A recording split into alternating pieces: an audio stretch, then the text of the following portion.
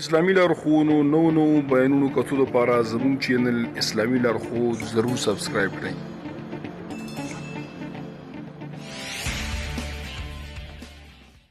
بسم الله الرحمن الرحیم. حامد و مصلی. محترمینو، یو محترم رور دا پوښتنه کړې ده چې د قضای عمري څه حقیقت سته او که نسته، چې دا خلک وایي د روژې مبارکې د میاشتې په آخري جمعه 15 لمونځونه د قضای عمري په نیت کول د ټول عمر قضا لمونځونه په ادا کیږي. آیا دا څه ثبوت لري او که نه لري؟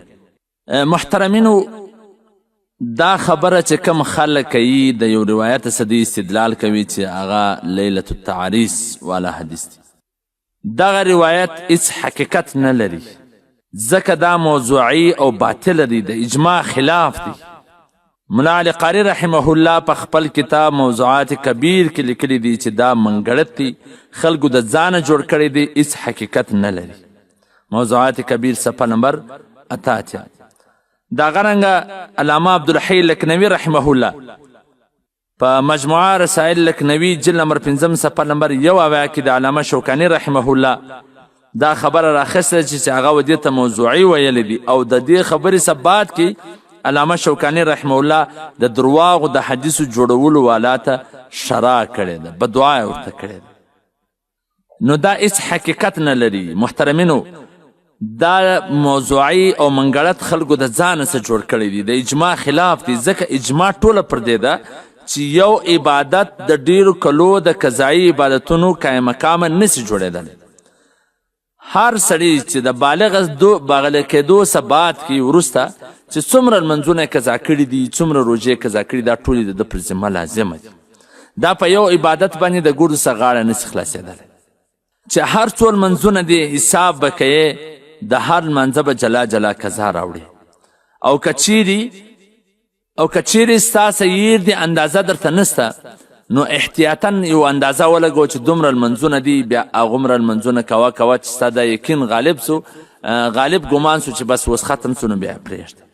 که چیرې یو سړی سپین ږیری دی، د مرګ ته نږدې دی، نو په هغه وخت کې چې دا وصیت وکړي که زه مړ سولمه دغه فدیه دي زما د طرفه څه ورکول سي، زما د ماله څه ورکول سي.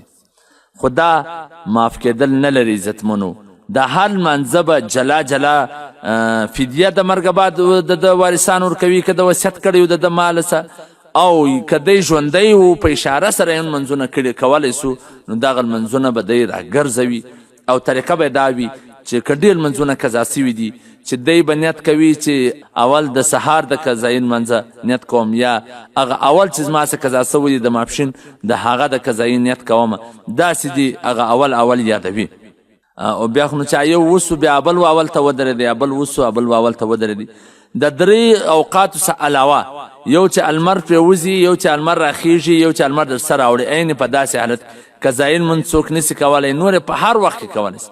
مازدیګر لمانځه وروسته هم کولی سي، سهار لمانځه د مخه وروسته هم کولی سي، او دغسې د سهار لمونځ د ماخستن په وخت کې هم راګرځولی سي، په هر وخت کې کولی سي. صرف 3 وختونه چې هغه مکروهات ثلاثه ورته وایي، یو چې المر پرې وځي، یو چې المر راخیږي پر عین حالت، یو چې المر در سره اوړي، په داسې اوقاتو کې نسي کولی. په حواله سره د تحتوی علی المراقی صفحه نمبر 440، البحر رایق جلد نمبر 2 صفحه نمبر 9، دا غرنګه دور مختار مارج محتار جلد نمبر 6 صفحه نمبر 448، بدایع صنایع جلد نمبر 6 صفحه نمبر 423، تحتوی علی المراقی صفحه نمبر 288.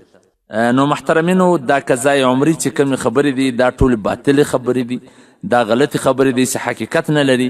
در چا پر ذمه چې کوم منځونه یې دا به ټوله راګرځوي. والسلام.